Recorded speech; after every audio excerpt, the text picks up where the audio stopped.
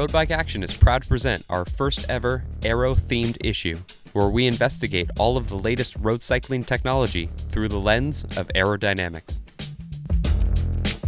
We've all heard that the wind tunnel is the ultimate proving ground for developing aerodynamically superior frames, wheels, and other products. But is that really true?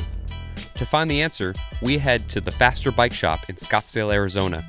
Once there, we put 3 distinct types of bicycles to the test inside Faster's wind tunnel.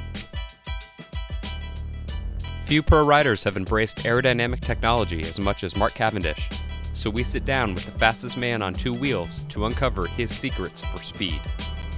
We also take out Cavendish's signature limited edition Specialized Venge aero road bike for a complete test. Chris Boardman speaks with us about his thoughts on aerodynamics and what inspired him to create his own bike brand. Now available throughout the world, Boardman bikes will undoubtedly appeal to aero aficionados, so we test the brand's top-of-the-line AiR 9.8 road bike. We also review a wide range of aero products, including carbon tubular wheels from Vision, tubeless-ready aero clinchers from Bontrager, and the latest carbon masterpiece from Lightweight. We pit 2 of the most aerodynamic road helmets on the market head-to-head to find out which one is faster, the Giro Air Attack or the Specialized Evade. More aero products can be found in our exclusive Buyer's Guide feature. And we take a look at possibly the most efficient pro riders in the peloton, the Belgians, to find out what makes them so good at cheating the wind. Finally, consider this.